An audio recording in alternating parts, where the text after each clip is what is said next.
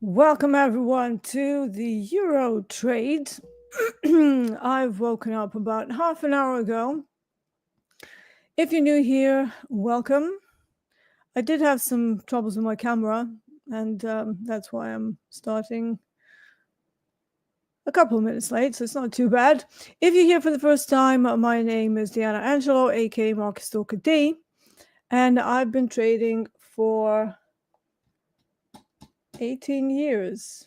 Is it still doing weird stuff? Hold on, let me just check. Give me just like 1 second to check some settings here.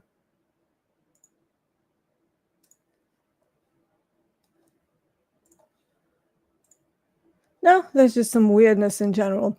Anyways, I've been a prop trader since 2013. So I've been in the industry for quite a long time. My journey with Topstep started about 10 years ago when I became their first female funded trader. And here we are working on TopstepTV again, and it's great to be here with you. Now, over the last week or so, I noticed that copper was doing this weird thing where Asia does the majority of the moves, right? And then London does very little, mainly just chops around. And then COMEX, that should be the main session for this particular product, also does not much. And this is usually something that happens into the summertime. So I bit the bullet last night and I decided to run my continuation of the swing trading idea overnight. Usually whenever I do this, I don't sleep very well, but because I've only done like 5 micros, I was actually able to sleep pretty well. In this new house, there's so much light that I naturally wake up around 5 a.m. my time. I do go back to sleep, but I also know that around 5 a.m. my time, that is kind of the last couple of hours of Tokyo when typically these swing trading moves end. And that's what you're seeing here. So I ran the similar idea that I had from last week, thinking that the daily chart. So let's have a look at the daily chart, actually, because it's going to be a little clearer what I was seeing there. Let's just block out all the things. Maybe just get rid of the executions because they get a bit messy on the large time frame since we do intraday trading. Okay, so back to the daily chart. It should be a little bit cleaner. Okay.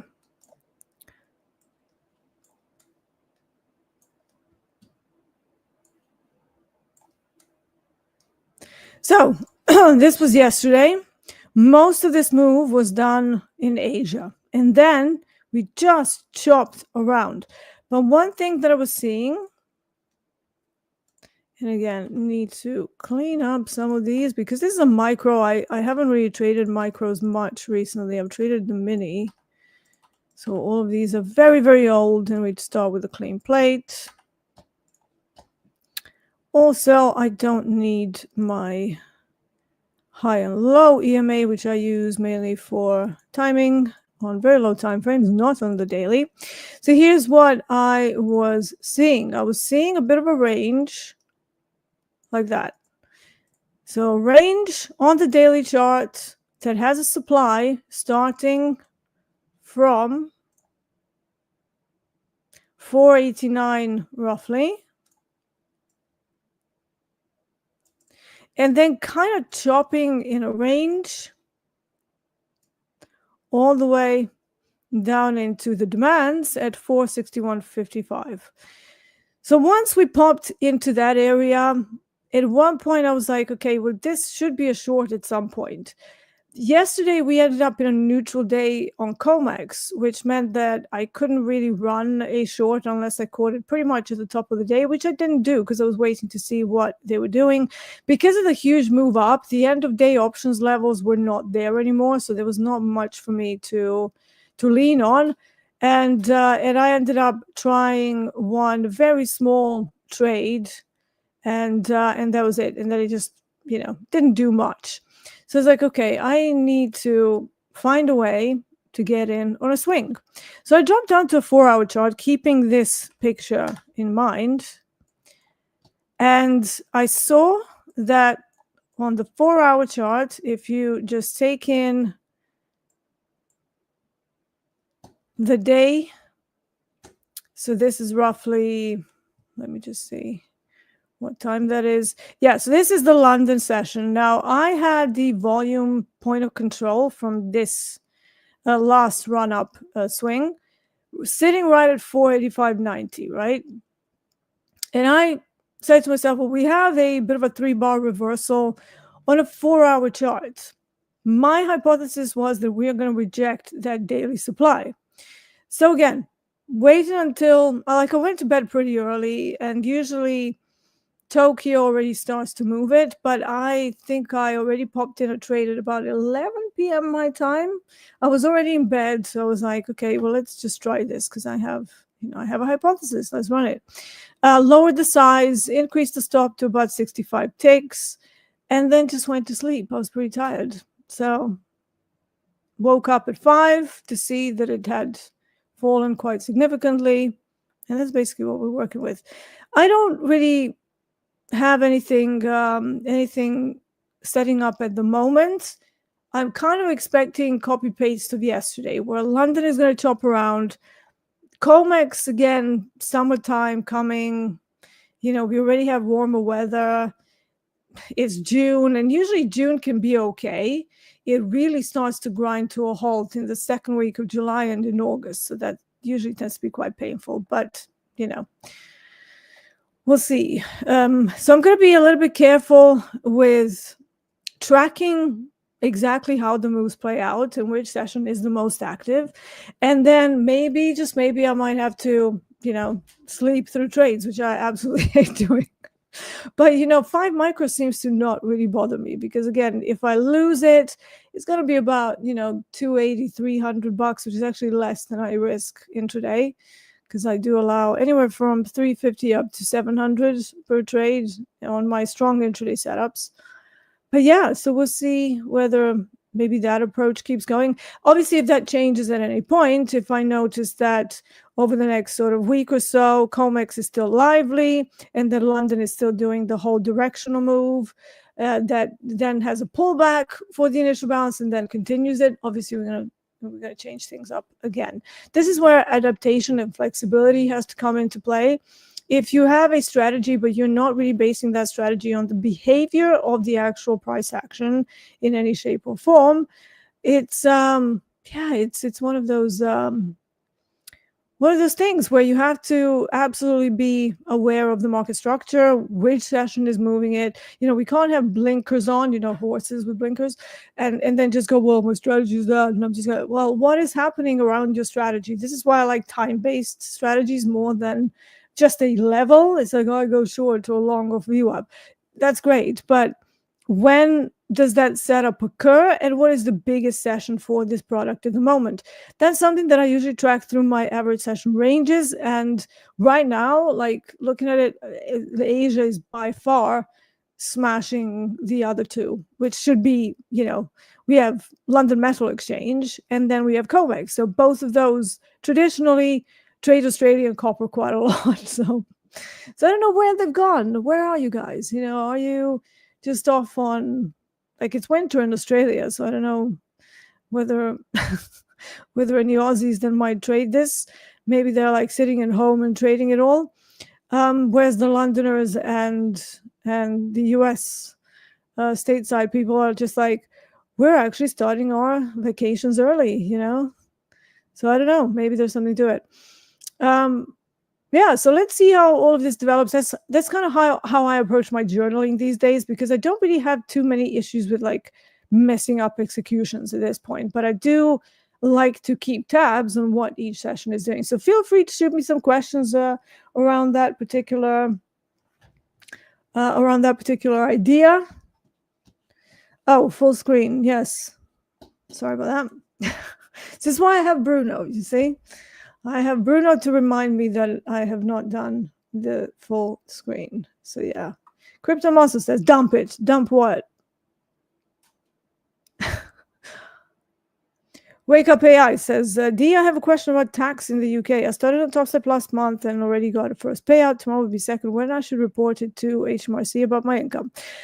So the first thing to know is that whenever anything trading related or any kind of money that you're getting outside of your normal salary, you do have an allowance, like a tax-free allowance. Now, until you go over that, I really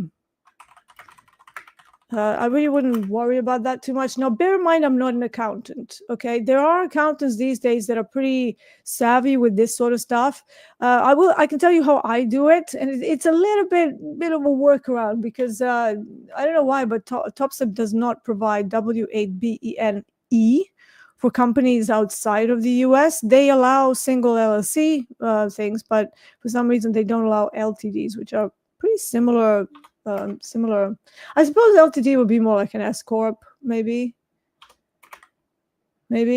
from what I know about it. But yeah, tax-free allowance. Let's just see what it is for 2025. Okay, so your tax-free allowance is actually £12,000 570 for this tax year. And after March, we are in a new fiscal year.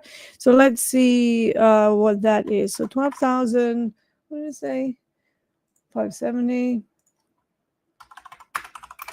How much is that? So until your profits exceed roughly about $17,000, you don't have to worry about it because it falls under your tax-free allowance. Now, if you do go over that, hopefully, you have a couple of options. Now, if you decide to declare it all as personal income and you get into a higher tax bracket where you're getting paid out 50, 100 grand, 150, 200 grand, that gets very inefficient because they will tax you at the highest tax bracket, which over here is about 40%.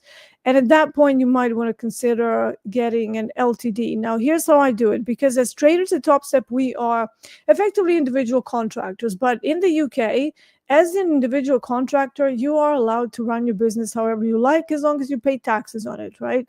So what I do, I typically do fill out the WBEN, but then I get paid into an account that is basically WISE, but then I declare all of that through my company because you're going to get self-assessment anyways. It doesn't really change. It just kind of slightly reduces that tax from really painful down to some more manageable levels. And then you pay yourself out with dividends, which again, they're okay until a certain amount, but even dividends after a certain amount get taxed at a normal rate. So just be aware of that, because I got stung for dividends one year where I thought, well, my accountant said dividends are just 10 grand, and then my dividends went well over 60K. And I was like, oh, okay. So that was a tax bill that I wasn't expecting. So people are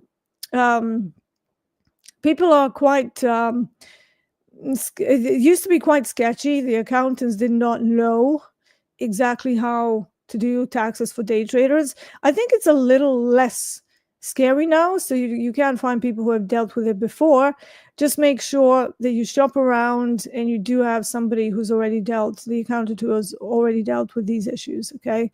My accountant, I think they learned on the fly because that's not what they were doing. They were kind of doing banking, and I had them for my other jobs, and yet they've never really dealt with that sort of a situation. So yeah, we got there in the end, but there were a couple of mistakes, obviously.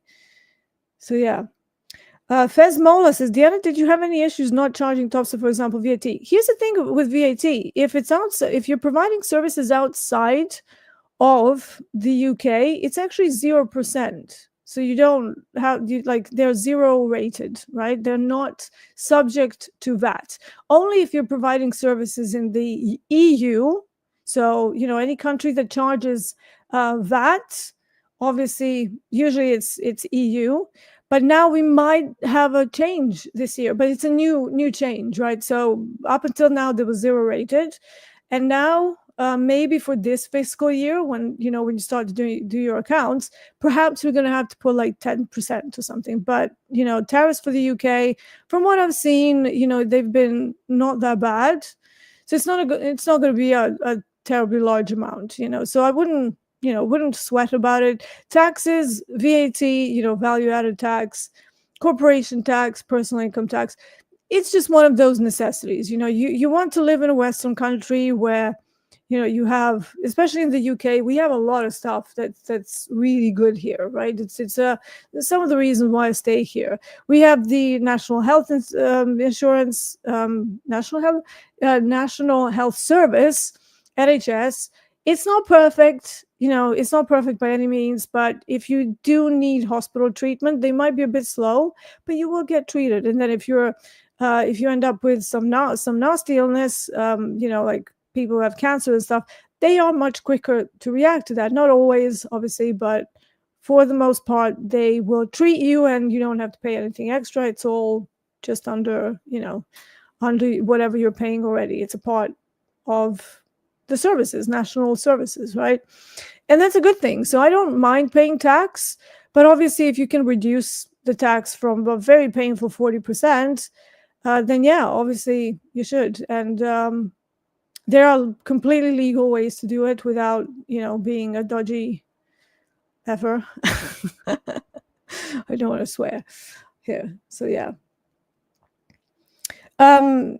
Wake Up AI says, but you don't pay 40% taxes. No, you don't. I think most tax that I pay is probably about 33% all in from like the dividends and stuff. But I am in a high income bracket because I have multiple sources of income, and we also have contractors that work for us. So it's an entire business. So yeah. Question says, could you have a bank account set up outside of UK banking authority? No. So UK banks and anywhere outside, you go to Switzerland. If you don't declare everything publicly, even Switzerland is going to tax you at a base rate of, I think it's going to be like 17 to 20%. And then in some cases, for example, in the US, if you don't fill out any of the tax forms that they give you, you will just be taxed at a flat rate at 30%. So you can do that, but again, it's a little bit expensive. There are, different ways to do it. So yeah. Fez Mola says, lol, oh no, I live in the UK. Yeah. What's this market you're in? Enzo, this was micro copper. So I focus on commodities. I'm a commodities trader, always have been. Even though I do trade DAX for this particular session, we don't have DAX at Topstep. And actually, these sessions were supposed to be DAX. So we are now well over a year where it was promised. Now, the new timeline for that on that post that I've been pushing in everybody's faces says July. So it remains to be seen. But, the way I'm seeing it, they want to run like a brokerage. So you will have to bring Eurex at some point. You can't just run US markets because then you will be well behind every other brokerage that offers all of the exchanges. So they're going to have to find a way to work around this. They say that it's because of the USD, like euro to USD dashboard conversion. That's a small problem. You can just get the Forex feed and they just use it on the back end to convert it. I really don't get why that's such a bottleneck, but there you go. Sammy says, can you go into any detail what effort means? It means dodgy people that are trying to not pay taxes, do or die, and then get themselves into legal trouble. That's what I mean. You want to be an upstanding citizen. You don't want to do anything ridiculous. And because, at that point, you're just a criminal in my eyes. Like, you want to live in the UK, you want to have all the niceties and all the stuff, just pay your effing taxes, man. Like, what's wrong with you? Indices have died. Major trend reversal in NQ. Yeah. I don't have NQ here, but I do because it's my live account. But I do have Dow, so we can have a look at Dow.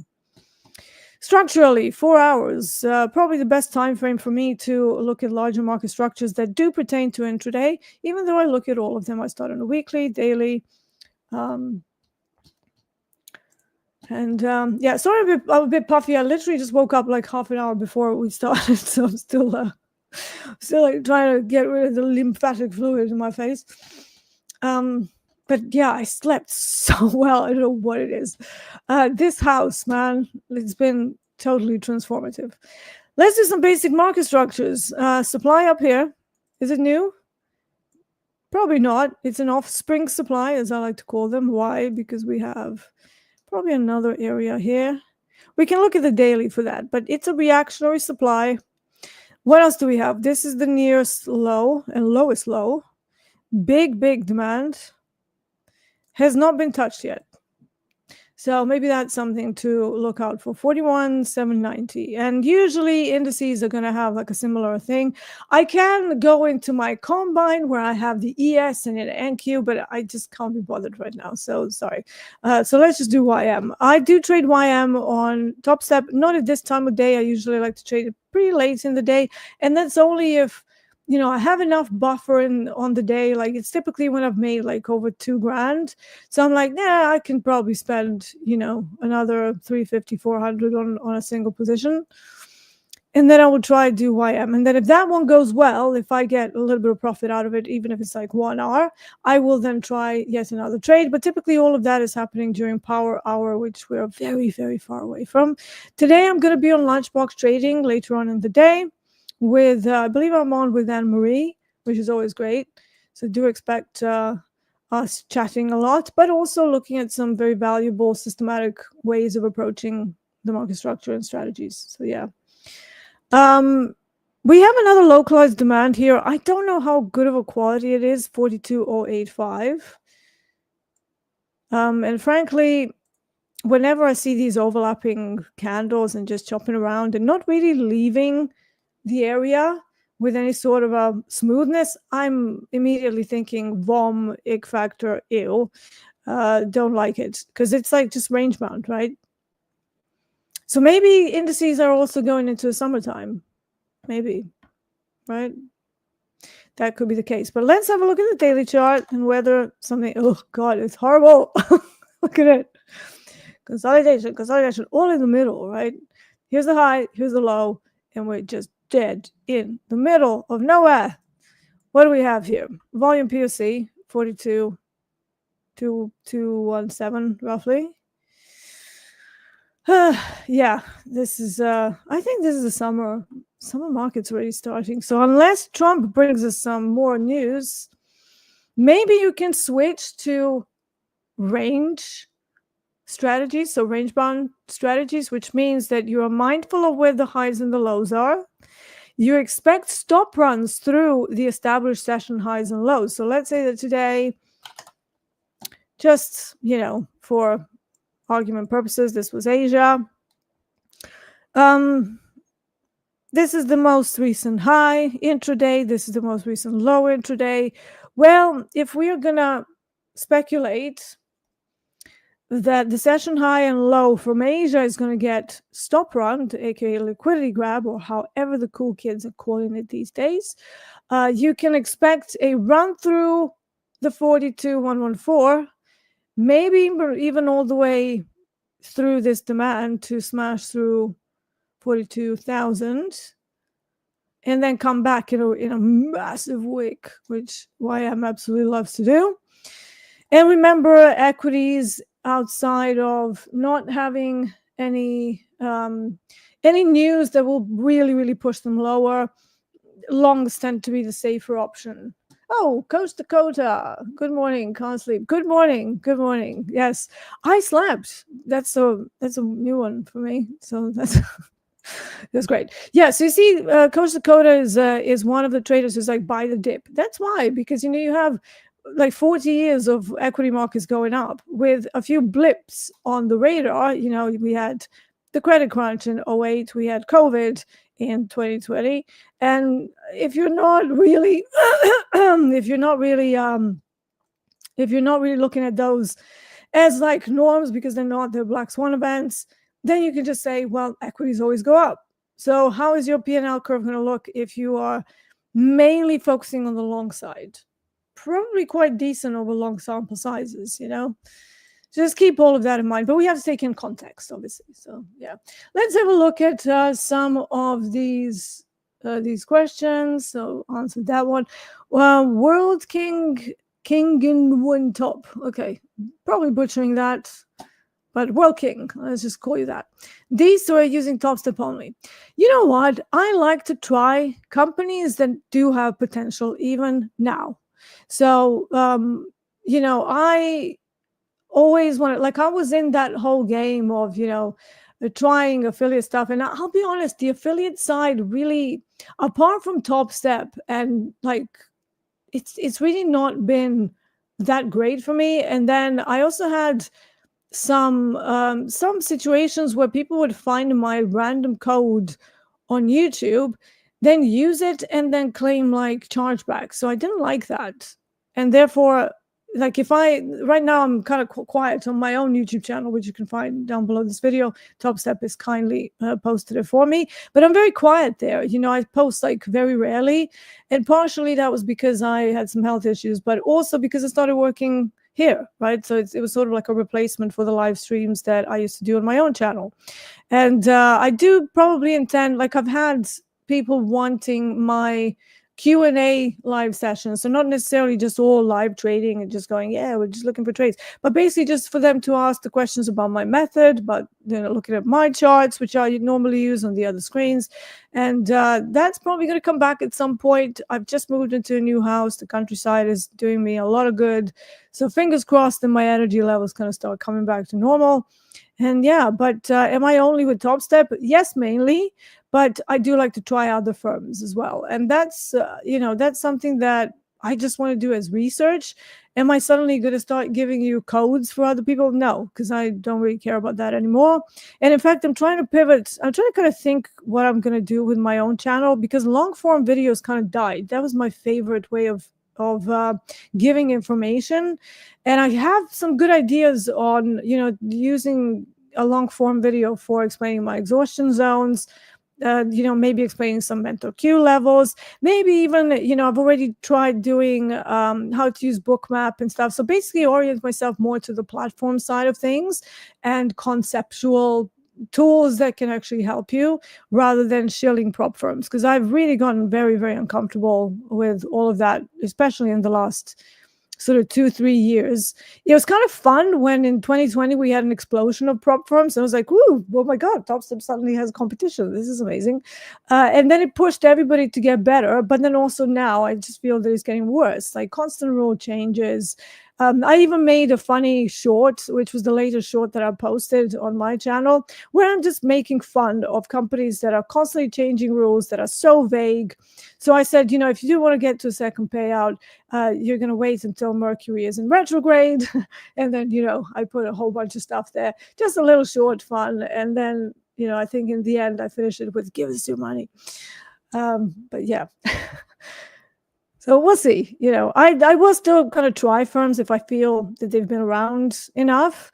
And really the only couple that I would say are interesting and stable and seem pretty sensible are Trade Day. Obviously, Into Trade is like an OG, because they apart from Topstep, I think they're probably one of the oldest firms.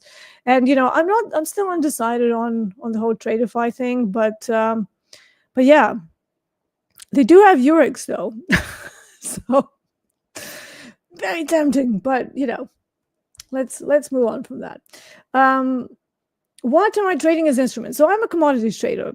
Again, let's repeat that part. I trade copper. Right now, I've been focusing more on copper and natural gas. They seem to move quite well, at least for one of the sessions. Natural gas, I'm expecting a kick up in natural gas demand because it's the warmer weather. And it had like a couple of days when it did that. But so far, Asia kind of sells off. And then COMEX has been very quiet. Yesterday was just such a nothing day. This was NYMEX. This was NYMEX. Look at how pathetic that looks. It's like, what are you guys doing? It's like, this is Asia. Let's go up for no apparent reason. And then main session. London kind of gave it a good push, which was unusual in its own right, because London doesn't normally move natural gas. And then we just had this for NYMEX. It's like, have you guys lost your balls? Like, what the hell's going on? Somebody castrate you? Move!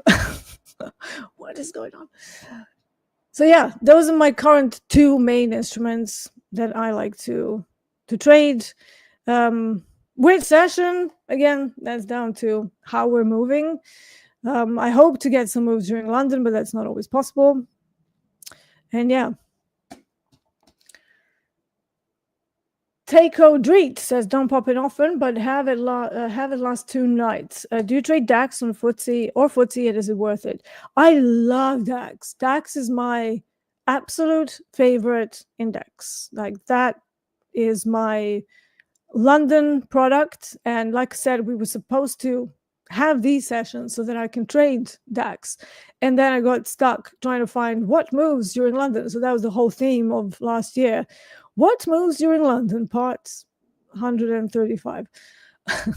And I found copper, which is pretty decent. Platinum, unless the CVOL, its own volatility index, is not over 30, is mostly like pulling teeth. So right now, platinum is on the back burner. But let's have a look at platinum volatility. Not the FAQ. I want the other one. Here we go. I'm not logged in. Hold on. Would help if I actually log in. Yes. Why am I not logged in?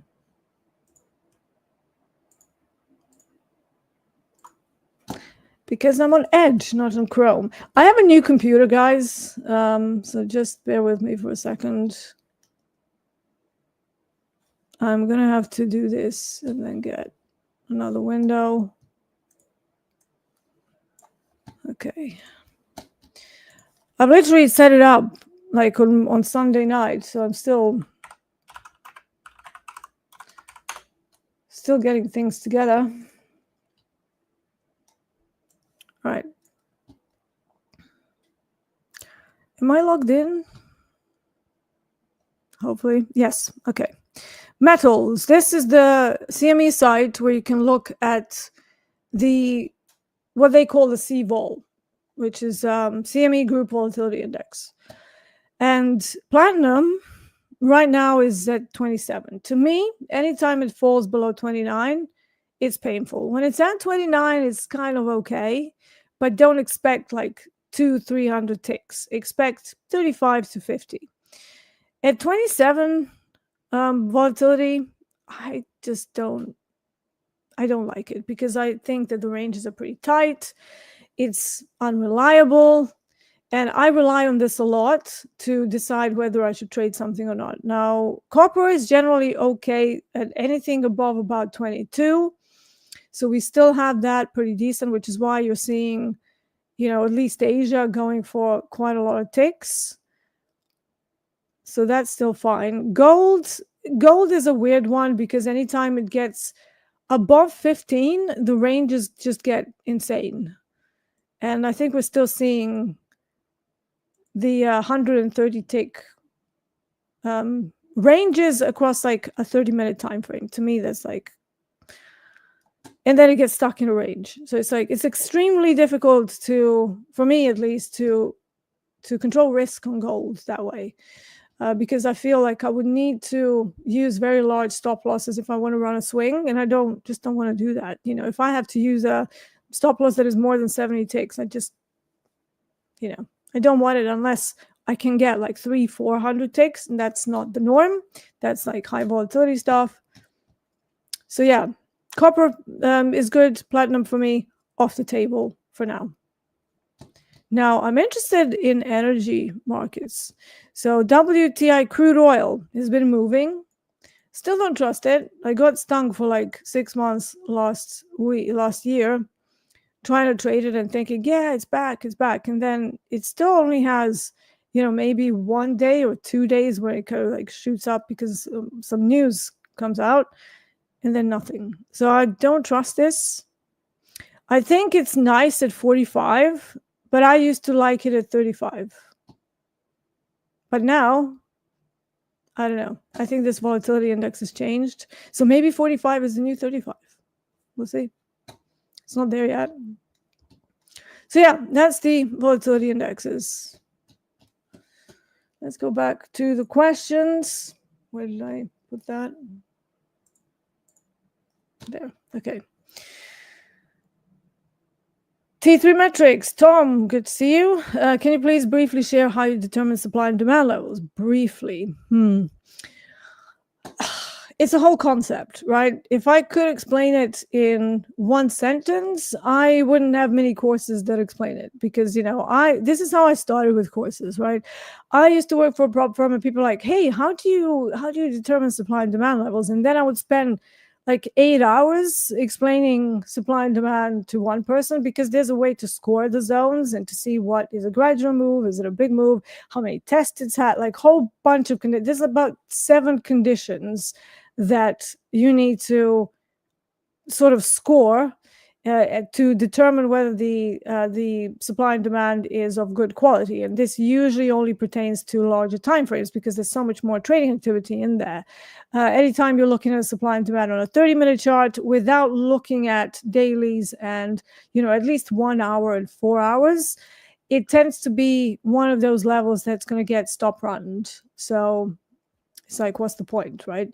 The point is to look for the low and then stop through the low, and then maybe like this is how I look at supply and demand. Let's say that you have a larger demand somewhere in this area. Let's mark it. And now you have this low here. Let's also mark that. If I can find maybe an ellipse. And maybe change color of that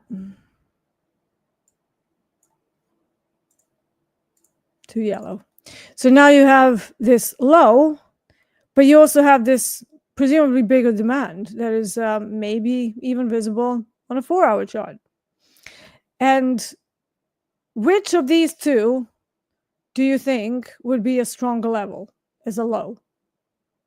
It would be the one created from a larger time frame, visible on the larger time frame. If it isn't visible on the larger time frame, this is just a stop run opportunity.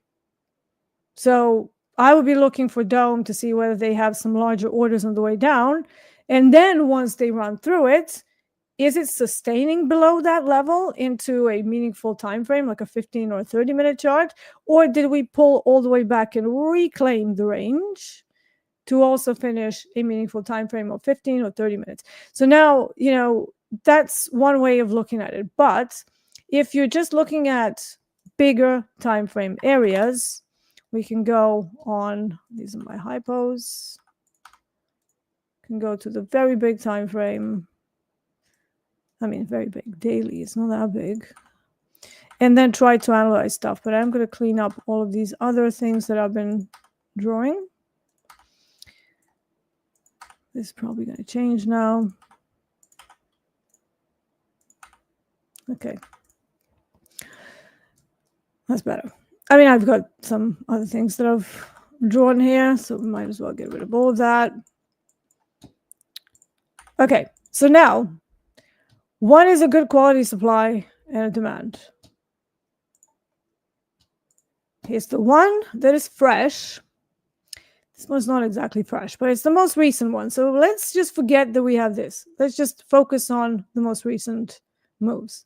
Here's a supply up at 4.071, let's say $4. Why is it a good supply? Because it had, first and foremost, a strong push away from it. And a meaningful push as well. Because if it just moves away from the consolidating area, it's not going to be good enough. Why? Because it's going to push right back into it. And that weakens the zone. It means that some people have seen this area. We've gone back in it. Some people have filled the orders. So now the next time around when we touch it, the orders that were already filled probably will not be doing the same thing, right? So that first test of the zone that was already created becomes the most relevant, so to speak. So that would be one measure. Strength of the move away. How far did it move? How long did the price stay away from it? And how many times was it touched before? Those are like the main ones. And then, you have other things around it, like is it nearby a previous swing extreme? Maybe, it went through a previous high and then came back. Was that now a new supply, or was that just a stop run? You have questions like that. But generally, when I'm assessing the quality of the supply or demand, that will be something I look at. And obviously, within those concepts, there are there are sub-concepts, right? So you would be measuring the profit margin of the level. So if it's moved, you know, a gazillion ticks away from it, or, you know, you would be measuring it as a R multiple. So let's say, actually, let's use a fib tool for this purpose, because, and I'm going to hack it a little bit. So what I'm going to do here, I'm going to change these to display R multiples in relation to the zone size. Now, this is just for, like, if you were a swing trader, you could trade it that way. But for me, it's just a little indicator. And I don't need these. Just a little indicator that you do have sufficient enough movement without having to bring out your calculator, because I hate messing around with calculators when I'm trying to trade. All right, I'm also going to change the background.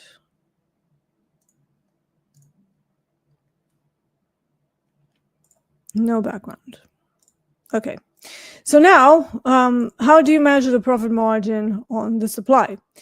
You take the edge, nearest edge, proximal edge of the supply, and you drag it all the way to the distal edge of the supply.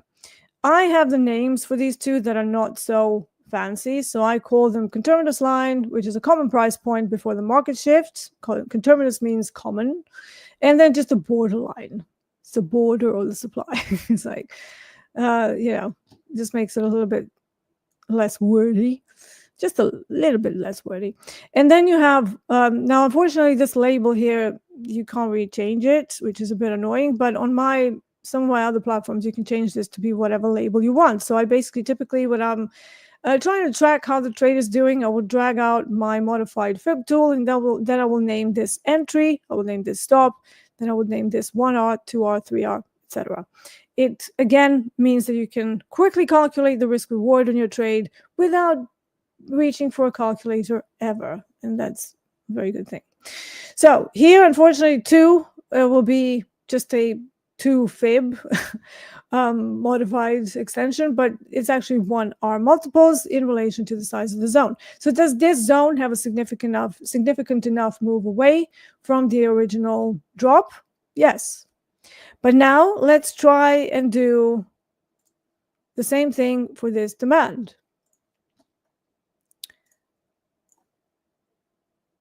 The other way around, and we're going to encompass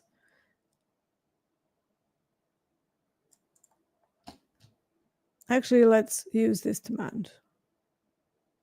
So initially, we had an originating demand area that did have all of the nice stuff going for it. So strong push away, good profit margin on the level. And really, for me, if I'm analyzing the market this way, it's like, should I run a swing from a larger time frame? It needs to have at least 3R movement away from its initial thing. So 1, 2, 3. So therefore, when it gets to this point, it will be deemed good enough for longs.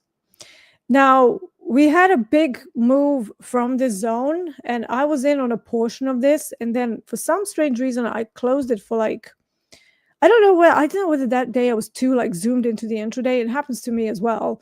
But I do look at the dailies every day, and yet for some reason I only took like 50 ticks out of it, and it ran in my favor so much. And I was like, what are you doing, Dee? Okay, that needs to change. But then we came to test it again, and here's what I mean, you know, with the stop runs from offspring demand. So this is now an offspring demand. We had one test, we had one push away from it. So now you need to move this to the offspring demand. But bearing in mind that there's also another area there. So you have the new conterminous line, new proximal edge of the demand that also gave us some movement and even a weekend gap to the upside, but then got stuck in a supply. So now we have a supply. But this supply is actually a really low quality supply. And here's why. So if we say that this was the area from 373.9 all the way up to 3902, that's the newly formed supply. Why? Because we had a little bit of a, I suppose you can call it 3-bar reversal. I call this the 3 inside down patterns. And I do like to qualify patterns by strength as well. Not a super strong one, again. Did we ever glue away from this newly formed supply? And remember, supply and demand's technical supply and demands, they can form at any time, at any point, okay? So this is where flexibility has to come in. But this is a supply. That's a very low quality supply. Not only did it fail to move away after creating the reversal away from it, it came back into it, then chopped around, then made a move. Did it ever get to 3R of its own size as a profit margin? So not your trade, but a profit margin.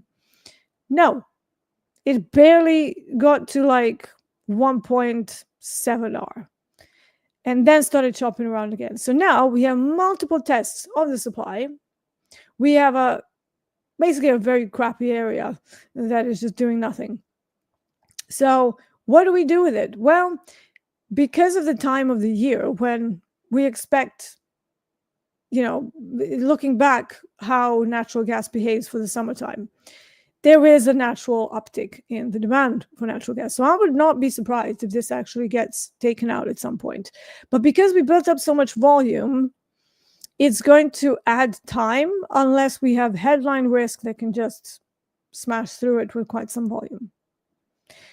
So again, that's like the gist of it. Doesn't even cover, half of how to look at these zones, but it is basically the reason, me explaining this to people around me that when I started working at a prop firm over and over, and then it started taking over my life. So I literally got a website to start putting things on just for the colleagues.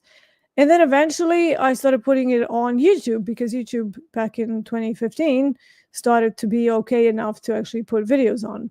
And the video services back then for private websites were extraordinarily expensive, like prohibitively so. It was like thousands of pounds to actually get a video service integrated into a website. It's very different. But now, we have everyone streams from everywhere and it's normal, but back then it wasn't.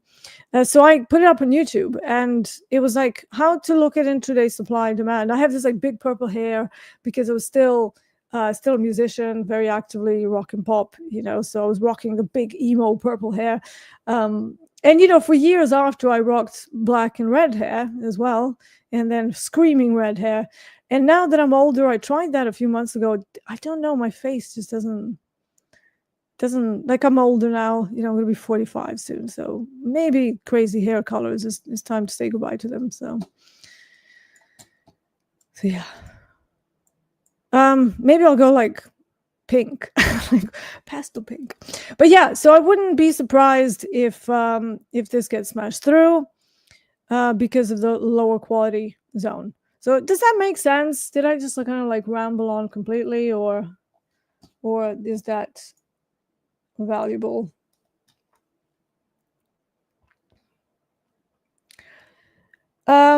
Christian says, Deeyana, how do you balance professional trading, personal life, and the gym nutrition? I have no personal life. What is personal life? Unfortunately, I have a chronic illness. So even if I wanted to have a personal life, I can't, right? So I'm very housebound. I take my dogs for a walk. I did the whole thing of me being slightly ill. It's not a big deal for me because I've done the clubbing. I've done, hopping around the world with, just doing gigs and stuff. I traveled nearly everywhere, certainly everywhere where I wanted to go. And in the end, I'm just like, you know what? I'm pretty happy where I am. But I suppose if you're a younger person, you still want to travel, you still want to see people. It depends what you want out of life. If you are constantly hanging out with childhood friends who are very lost and, broke and constantly get wasted on the weekend, you need to decide whether that's where you also want to be, because I had to cut out a whole bunch of people who were very suspect out of my life. It wasn't easy, But I noticed that, for example, I had a lot of DJ friends and they were still actively gigging. And then they were like, hey, D, your house is like not too far from from Ministry of Sound. Like, let's go back to yours. Then 3 days later, I still have people in my house that are off their nut on various substances.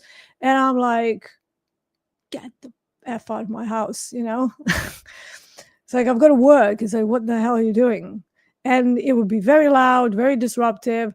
So after a while, I just started winding down those friendships. I didn't have like a huge argument or anything. I just stopped calling. And it's very very interesting how when you stop calling or when you just call less, and then less and then less, that eventually they just stop calling you as well. You say no to a couple of events and that will change. So, whenever you're changing your spiritual environment, it doesn't have to be something like, massive arguments and you throwing chairs and stuff. It can just be, I'm kind of over this now and I want more out of life. And then you have to decide whether that would be right for you. Now, obviously, I'm a little bit older and I've lived a good life, right? I've done everything that I wanted to do. I've had a pretty exciting existence. I moved countries when I was 20, and that was probably a big change in my life. So for those of you who don't know, I'm actually originally from Serbia. Like, I'm a bit of a mix of Mediterranean things, but generally I was born and raised in Belgrade, and that was in 1980. So long time. Granny D over here, by the way. Luckily, I don't look as old, but I am old. You can't exactly. Although, it's all a matter of perspective. You ask, other people who are in their 60s, and they would consider me a spring chicken, very young. So perspective, big thing.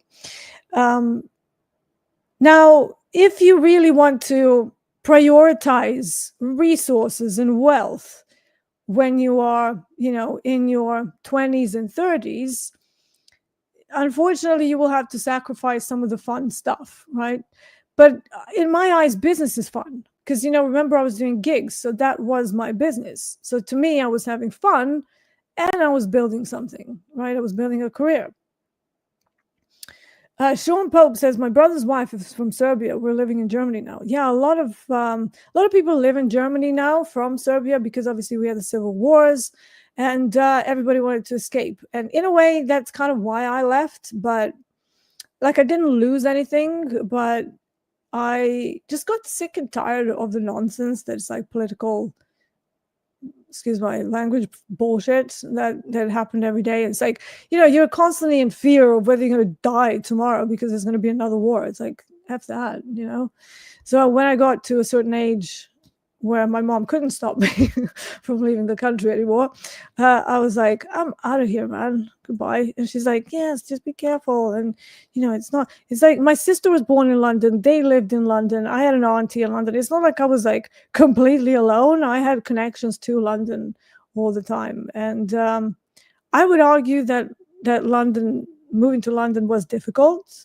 because I had to start over completely. But it was probably one of the best things that I've ever done in my life. And with that came cutting ties with a whole bunch of people from home. Again, emotionally a bit scarring, but also strengthening, right? So I got more resilient. So, yeah.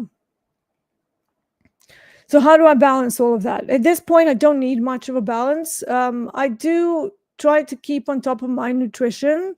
Sadly, I had to stop going to the gym. Now, when I was still going to the gym, here's what my day looked like. I would get up, do a bit of trading, then I would have a big break of 2 to 3 hours. I still do that, except I don't go to the gym. I have a nap. So a little bit different. But, time-wise, when you're compartmentalizing your time in a day, it's the same. So I've just replaced one activity for another because I can't exercise due to my current condition. So after that, I would have the afternoon session. So the gym or the nap wipes my brain sort of clean. I always say that I'm kind of like Drew Barrymore from 50 First Dates, as if you have some sort of a brain injury, and then once you've done one trade, it's wiped out of your head as if it never happened. And in fact, when people ask me, I'm like, oh yeah, what did I do yesterday? I really have to think, and a lot of the times I have to go to chart executions to see what the hell I actually did yesterday. Because honestly, I have very little memory. But once I see it, I know exactly what was happening because I have a systematic way of looking at things. So, that does help. But if you were just to ask me without charts, like, hey, Dee, what trades did you do yesterday? I'll be like, I have no idea.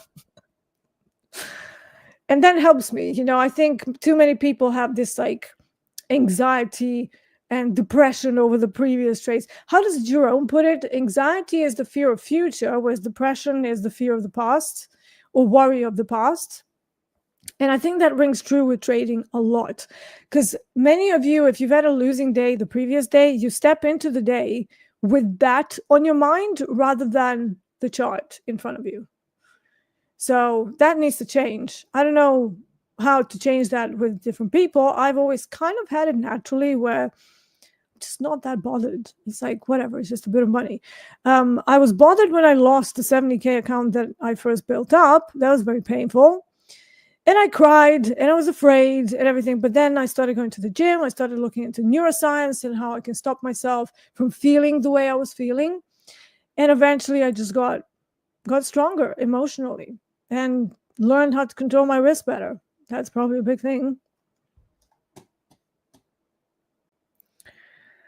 All right.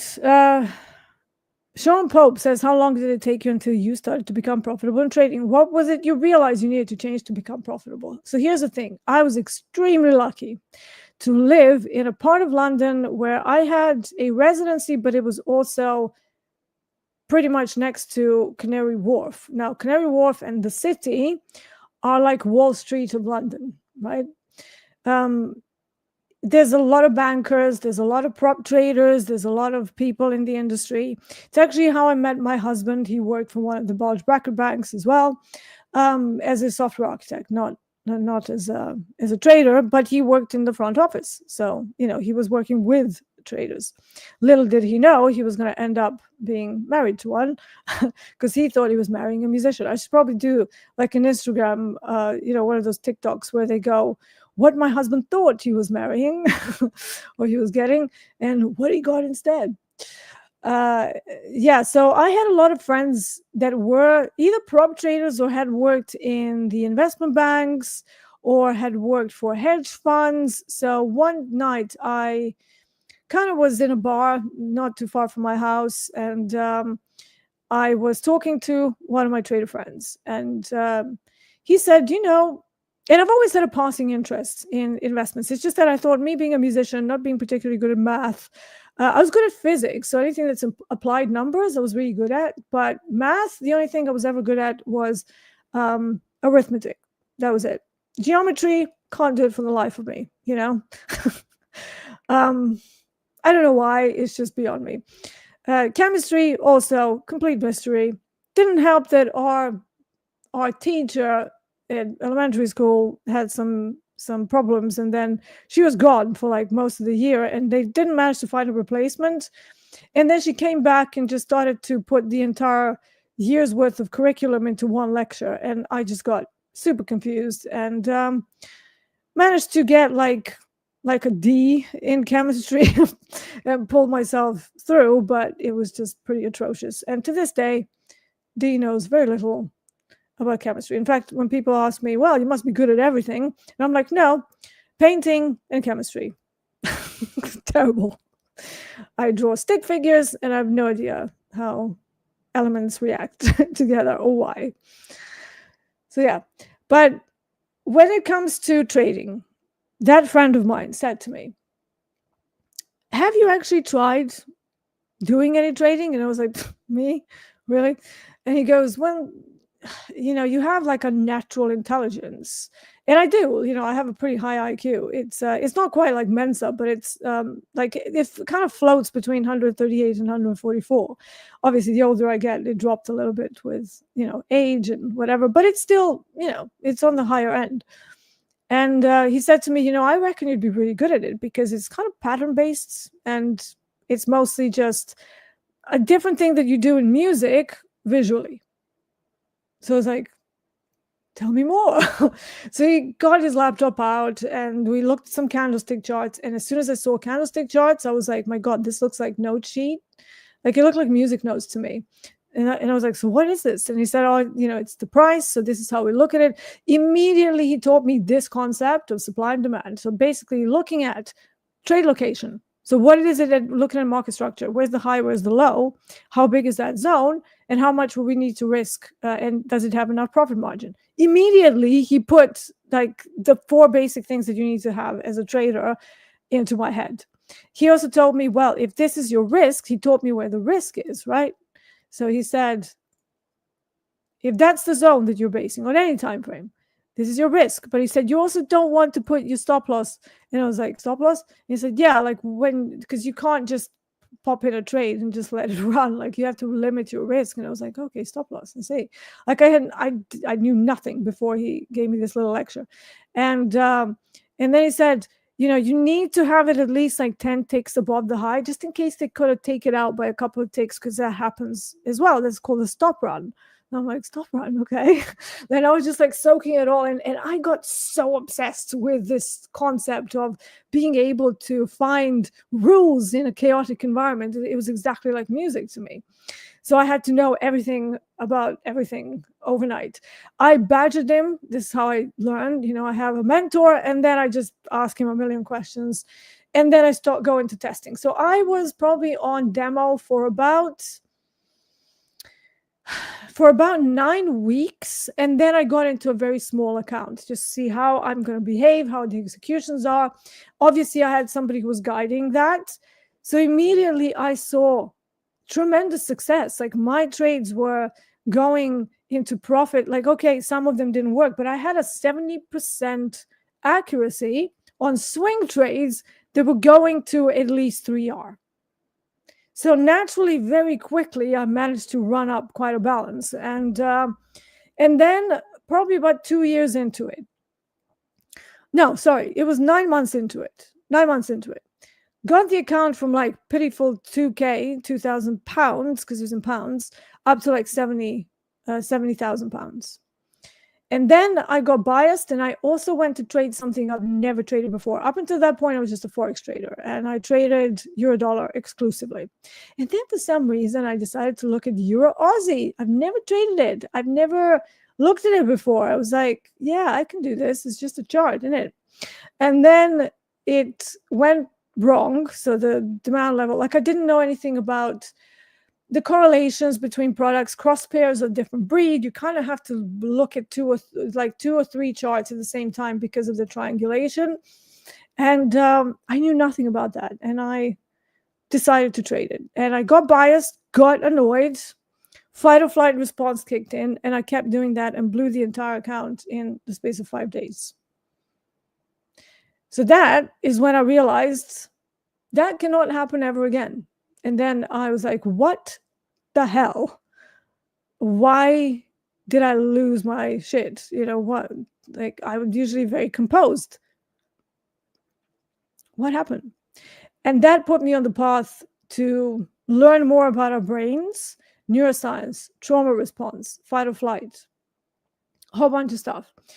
And since then, I've had probably much bigger losses, but compared to the size of the account, they were just a chunk of like, the maximum that I was losing was like 10% in a huge outlier event where I couldn't get out of a position.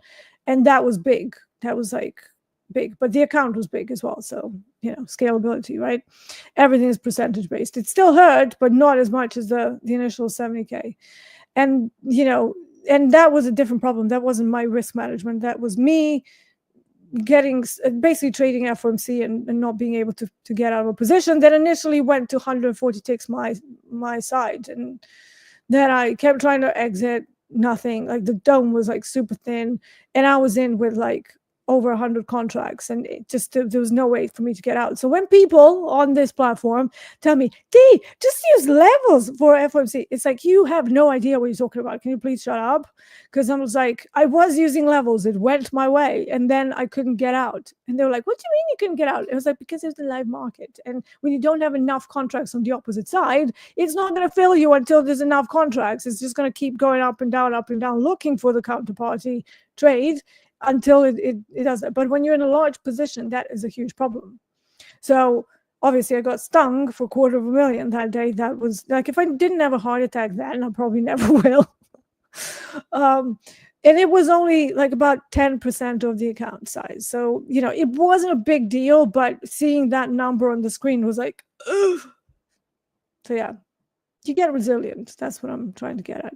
And again, not a risk management problem. It was an execution problem. So again, I learned not to be an FOMC with huge size. And since then, I'm very careful and trying not to trade FOMC at all, if I'm going to be honest. So yeah.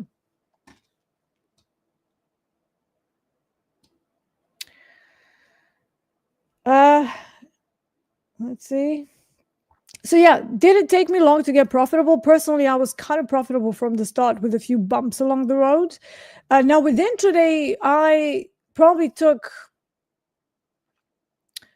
a year and a half. And the first year when I tried to go into intraday myself, all by myself, alone, that didn't go well because I had no idea what I was doing. So this is why I went to a prop firm. I went through an apprenticeship. I wanted to learn volume profile. I didn't know that I wanted to learn volume profile because they taught us that. And I was like, there's a way to look at open sentiment on the day. Oh my God. It was, again, another thing that I had to know about. And then later on, I found Topstep not too long from there. Already knew a bit about market profile, but then my market profile knowledge was heavily deepened thanks to John Hoagland.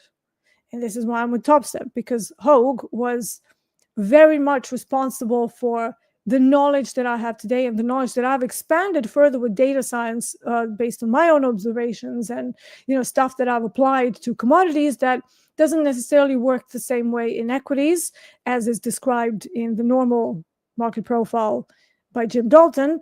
Love Jim Dalton, but all of his concepts are tested heavily on ES. Okay. He doesn't trade commodities.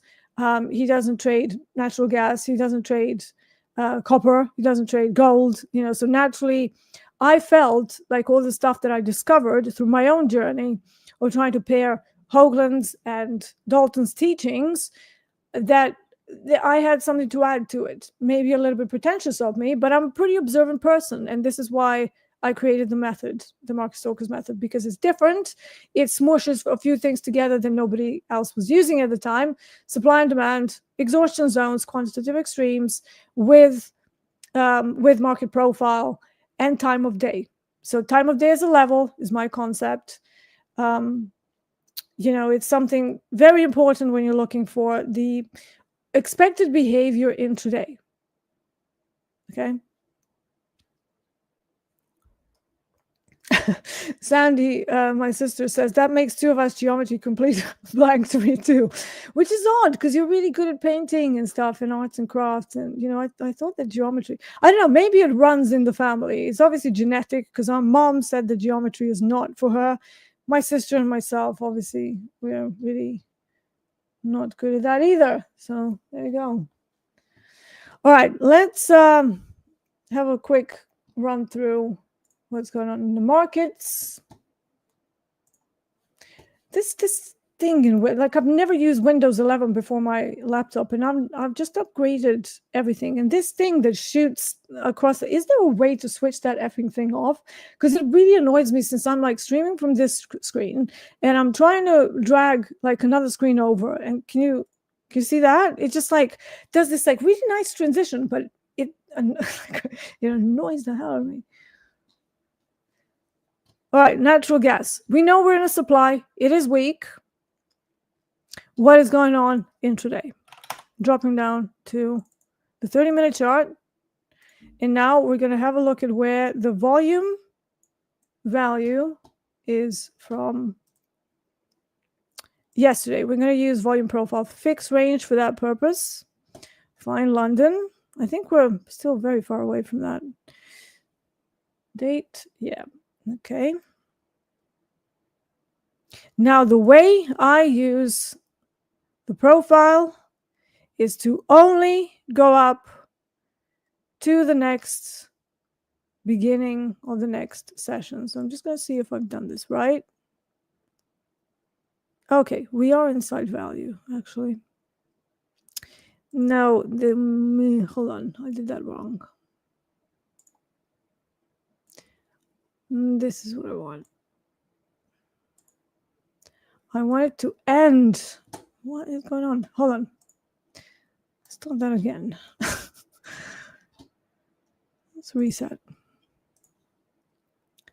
So 8 is this candle. And then we're going to go and end on this candle. That's better. Okay. So this is now London volume value. The volume value and TPO value can be a little bit different, but just for the purpose of context and how I get to these levels, let's do it this way. So this is London value high. We have a value acceptance situation here.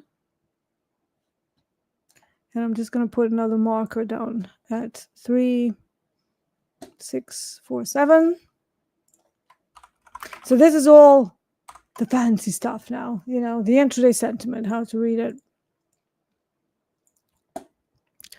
What kind of a day was it? It was largely a P-shaped day, but with a stop run. And then it never, I know I was looking at the NYMEX day, and there was an HVL high volume level from the options at 370, and that completely put a stop to everything. We couldn't get over this London high, and it kept being a short, effectively, from the London high. So stop run, then bleed, test, down. All literally like responsive activity through and through after the big London move and after the Asia move. So right now we're sitting with the London volume value at 370. That is a pivotal level. And 364.7 as the London value low.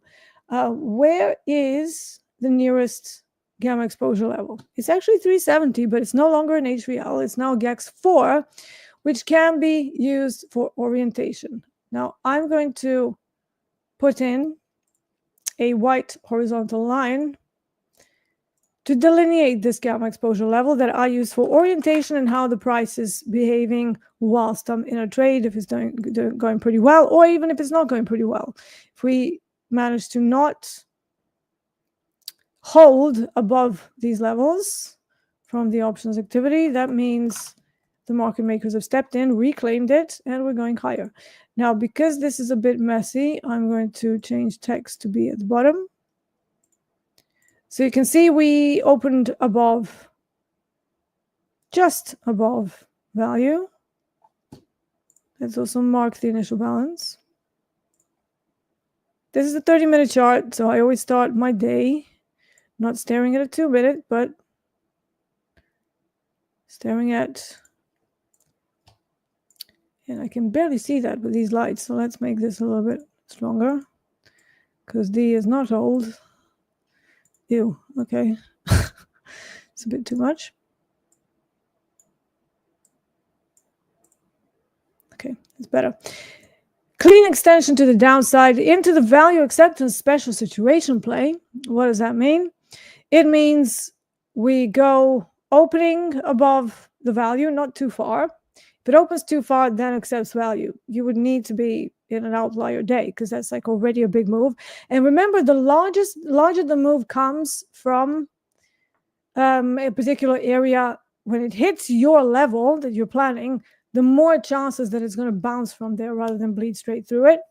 Was this a big move prior? Yes, but this is now a new situation. It could go lower, it could, but now I need to see whether GEX 4 also gives me a reversal once we bled through it and retested it. And then we can do maybe a full value acceptance situation. The problem here is that we have a daily chart that is telling me there's a weak supply here. We have seasonality in play. That means at any point we can get a continuation of this move. So I'm not too keen on this because of the other contextual things that are happening around natural gas. And that's why maybe I can do, my job for today is not to derail 1.3K that I've made already. My job is to keep that. So I'm probably going to be in the combine for the rest of the day because I've made my money. I don't need to trade anymore today. 1.3K for one day is a good day. And, it should be something where you're like, in which other job can you actually make 1.3K in a day? Would you keep going? Like if somebody gave you 1.3K just to spend for nothing, would you then go and spend it all in the same day? Probably not. You'll probably go, wow, that's a windfall. Let me put it aside for something really cool. You wouldn't just go buy a new, new mobile phone. Like what can you buy for 1.3K? A lot of things, right? But maybe you can be a bit more sensible and go, wow, this is like groceries for like the next month or two. Depends on how much you spend on groceries. I spend a lot. So yeah, I would be more inclined to call this a bit of a fake out. And then to see if maybe, just maybe we can go above the value.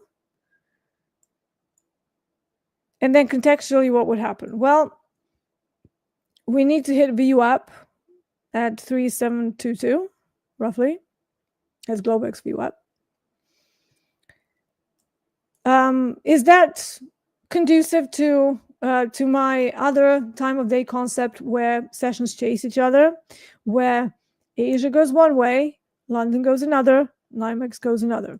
So if we go all the way down for London and then NYMEX kicks in and shows signs of life to the upside, that would be more in line with a larger time frame picture of me wanting to see increase in demand technically and otherwise. That would be a better choice for me. But yeah, I'm probably not going to be trading this account anymore because I want to save the profits that I've made. So I'm going to be dull and boring and not risk it. So it looks like Asia is the new NYMEX or COMEX because that was a copper trade where this came from. But yeah, should you keep going? I kind of disagree with that. I think you should save your money and just go, well, actually, 1.3K is an excellent day. This is where you can't let the greed take over.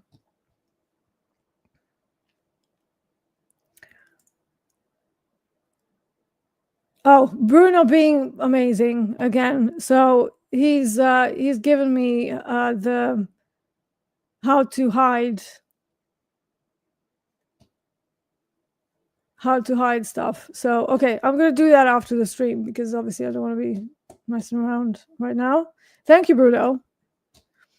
Trader Ken got a question. Day 2 after my XFA first payout. What is a strategy called to be on a tilt after payout? It's called being on tilt after payout. It's basically the desire. It comes back to the whole dopamine thing. You've just received a payout. You're really happy. And you're like, wow, I've achieved my dream. Let me get back to trading right away. Increasing your dopamine levels increases productivity and motivation. In any other business, that is an amazing thing. It is an amazing thing. Learn to speak, T. In trading, it spells overtrading, urge to trade the account that you shouldn't be trading, desire to get back to the pre-payout stage.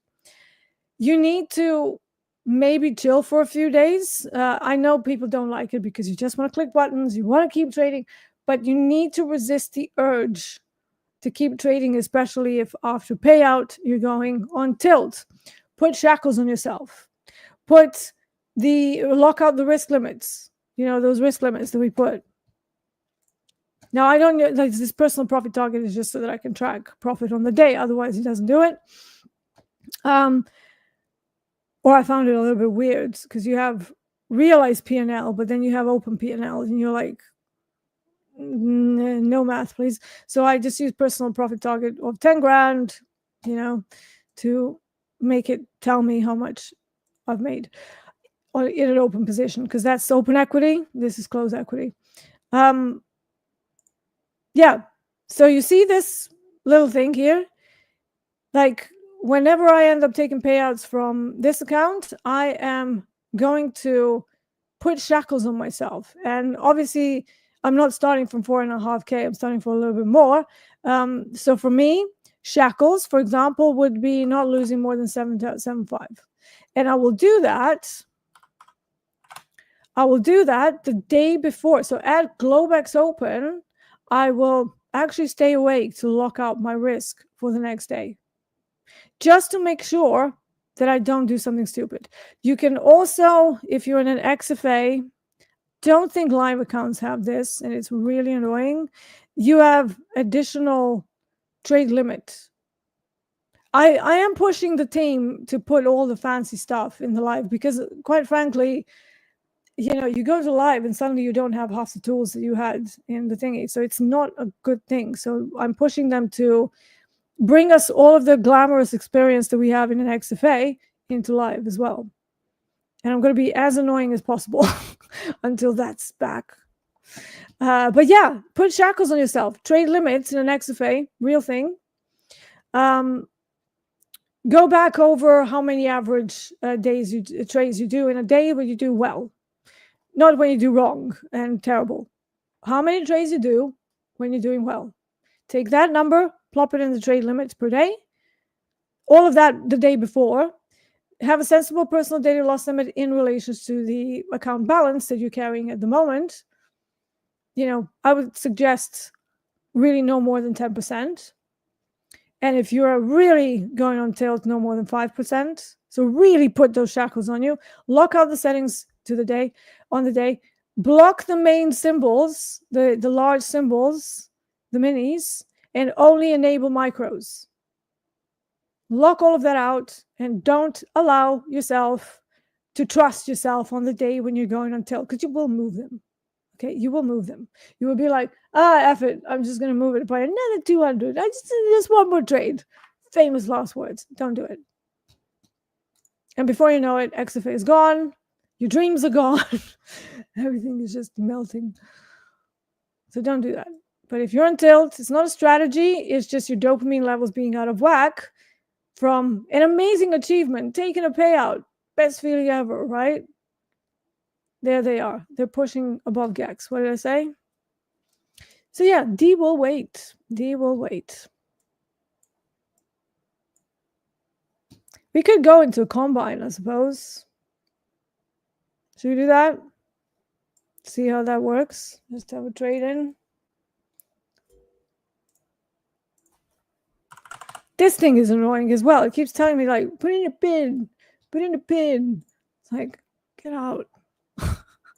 Now, since this one has a small balance, it's just like messing around Euro trade XFA.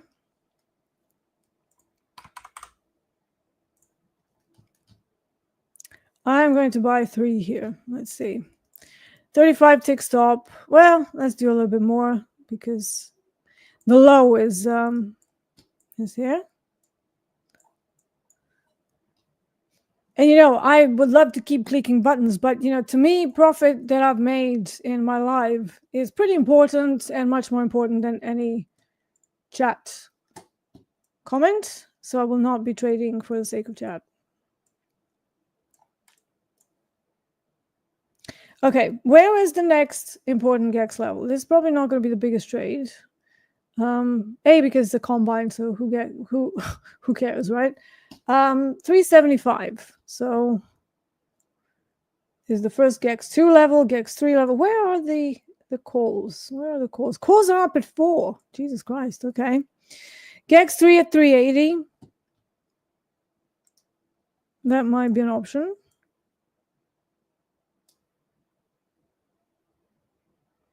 Okay. Let's try that. So GEX 2, 375 is an area, is a very strong gamma exposure and does need to smash through it, then maybe retest it and keep going up. If it tests it, can't break it, because we also have the Asia high there. So this is not just GEX2, but also Asia high. So let's put that. If it cannot break that, it might end up being a copy paste of yesterday, where we get up there, we can't break it, it's and then it just does nothing. So it is the NFP week, and all of the asset classes will somewhat be waiting for that. Not Asia. Asia is like F NFP. From the States, we have our own thing going. But yeah, it's great. At least we have one session that moves. So I'm gonna have to do a decoder and sleep through my trades. But yeah, just have to be comfortable with the size. And I think for me, that's about 5 micros for now, at least on the balance of my live that I currently have. So it's not the biggest, but it's not the smallest either. So we're all good. But yeah, Ken, do try to put shackles on yourself whenever you basically take a profit, take a payout, because it's just a dopamine issue. I say just a dopamine issue. It's terrible, right? It's very difficult to deal with.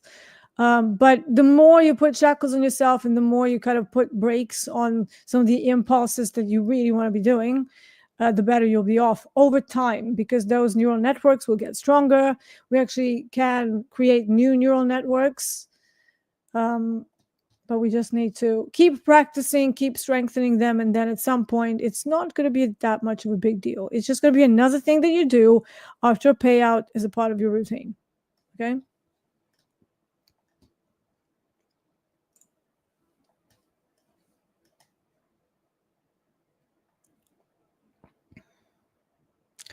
Trader Ken says, here's a test I did. Emulated a payout. Waited 12 days, then recovered.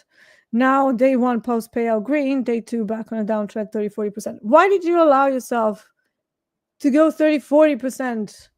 I assume that's account balance. That's crazy. Like, let's put this in really big account sizes. Let's say that somebody gives you, $1 million to trade. And then you make, I don't know what your payout was, but let's say you make 50,000 and you take a $50,000 payout above the high mark, right? And then you're back down to $1 million. And then one day after, you lose 300,000, 400,000. Think about that for a minute. Would that be acceptable? Or would the risk manager of that prop firm boot you out of the prop firm and go, what the F are you doing? Now, prop firms, we are very kind here. We don't swear. We don't, we're trying to stick to PG, even though most of our viewers are over 35, but still. In the prop firms, language is nowhere near as kind, right? Everybody swears. Very non-PC conversations going on all the time. It's much harsher than Topstep or anything that you might have against any of the other prop firms, CEOs that have come out to talk about what they're planning, whether you're for them or against them or whatever. But, some of them do appear and they go, hey, I'm here, I'm answering questions, and then get absolutely crucified, right? But in the real prop world, like in the actual in-office environment, you make a mistake and you don't even make a mistake. You keep going and you lose them so much money, much more. They'll just be like, get out. It's like, get the F out. And here it's like, oh, they have rules. Oh, yes. The other prop firms also have rules. And if you break them, you're out. And here you can try over and over and over and over again. It never ends. It's like this endless amount of try again and try again and try again, which is amazing because trading is so difficult. You need that. You need multiple attempts. The only people who ever went into prop trading is either complete noobs who went through the apprenticeships or people who were already trading for years and just wanted to scale up their capital and already had some capital to their name. So,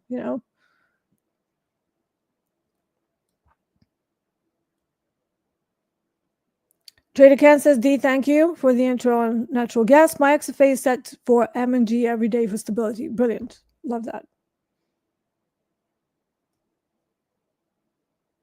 Lyda says, I heard Andre swear. You mean the MFing glare? Yeah. Look, behind the scenes, when we're like, just waiting around green room, or we're just like talking things out, we all swear, right? No, none of us are like, oh yes, hello. It's just that on TopstepTV we can't do that because of the community guidelines. If there's too much swearing, then we're gonna be like, oh, over 18s only, and then you're gonna get less algorithm support and all that. Anyway.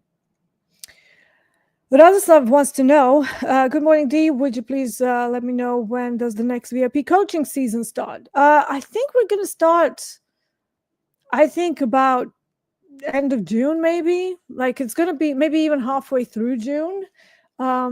There's still the VIP drafts happening. So keep filling out those forms. And at some point, we need to... yeah, we're going to do the actual names of who is in the VIP. So yeah.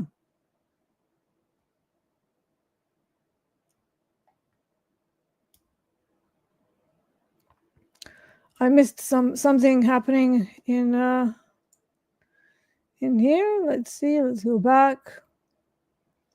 Oh, V says, what chronic illness do you have, if you don't mind me asking? I don't hide it. I'm really not hiding it. So I was completely healthy until COVID. Like for COVID, I got the first strain, whatever this is called, the alpha strain, and that affected like my digestive system. Suddenly I couldn't digest proteins that I ate for 40 years before then.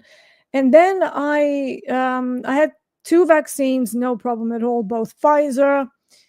And then I was considering taking the booster. Why? Because I don't blame anyone. Okay, let me just put that out there. There's no blame whatsoever. I took the booster about 4 months after I took the second dosage for the following reason. First of all, Boris Johnson was encouraging those of us who are eligible for the booster to do it. Second of all, my dad got really sick and he was still in Belgrade. He was in hospital. Unfortunately, he died literally about a month after I took the booster and got sick. And we had puppies. We had 6 lovely puppies that we were going to keep, and we kept them. Everybody's still here. That's why I've got 8 dogs. But unfortunately, 24 hours after I received the booster, I started feeling not so well. And it basically caused a full-on shingles outbreak that wasn't caught for like 2 weeks, 3 weeks, a month before I finally got meds for it. By then, it was too late. Eventually, 3-4 months later, I ended up with an illness called myalgic encephalomyelitis, also known as the yuppie flu or CFS, chronic fatigue syndrome. But it's not fatigue. It's like a systemic disease that affects everything: brain fog, light sensitivity, noise sensitivity, pain throughout the body that makes 0 sense. At one point, I thought I had arthritis in my ankles. Didn't. I became almost fully bedbound about 18 months into that. That's why I stopped doing my live streams on my own channel. I really wasn't well. And then I found a couple of researchers that were kind of doing fringe science to see whether they can help themselves, because they were patients as well from the same disease as a result of something else, not a vaccine injury. And they had this whole protocol with a mix of supplements and pharmacologicals that got me out of bed. I'm still not recovered, so still very housebound, but at least I'm no longer bedbound. So win. We carry on. I'm endlessly optimistic, right? I'm a very strong person. And, as long as I can sit up, I'll do the stream, But at one point, I couldn't even sit up. Like my head was flopping around. It was very odd. But anyways, I'm not hiding it. It's just something that I have to deal with at the moment. Hopefully my experience with some of the supplements and pharmaceuticals that I took, if anyone else is struggling, I've got to say minocycline long-term, initially 100 milligrams in the evening, because something happens during the 8 hours of taking minocycline. I was taking it in the morning, but then I found that it just, like, by the end of the day, I would feel better. So I was like, why don't I flip that? And obviously this was all guided by the research team. They call themselves Remission Biome. It's 2 girls, 2 women. I think now there's more of them, but in the beginning there was 2 of them. And the main one was Tess Fowler. So yeah, she saved my life, basically. And she still checks in with me. You know, I was a part of the first sort of 50 people to take the protocol, and for me it just got me out of bed. So yeah, anyways, we're at time, enough about that. But if somebody is struggling with chronic fatigue, do see if they can like get some minocycline or something, because that's been a complete game changer for me. Anyways, I'm going to save my money in my live account. That is it. You will see me for lunchbox trading. Probably will be trading combines. Let's see what happens with natural gas today. Like I said, there's a possibility if we go below GEX4 that we go into full value acceptance, but GEX4 is at 370. So right now, it seems to be making a 3-bar reversal on a bigger time frame on 30-minute chart. It's actually another 3 inside up pattern. But if it keeps going higher, then my initial hypothesis of longs through the supply might be on. If we go back through 370 and we don't manage to hold above it, it is the value acceptance. So I'm just going to go back to the full contract. Value acceptance all the way down to 365. That will be the target for that particular short. But I'm not interested in shorts. That's it for now. Thank you for joining me. Click the like, not the one in the chat, but the one below the video, because the one in the chat is very kind, lovely, but not the like that we would like to see, because the engagement on the actual videos is counted on the heart, the thumbs up, not the heart. But I appreciate the heart as well. Greg, yes, I've tried all the natural protocols, did not work at all. So I kept getting worse and worse and worse. But thank you for the suggestion. Don't think that those of us who are going through this have not tried every single thing. Enough for now. Thank you for the kind wishes, but let's focus back on the markets. I will see you for lunchbox trading. This has been the Euro Trade. I'm Mark Stalker D. I will see you again soon. Take care.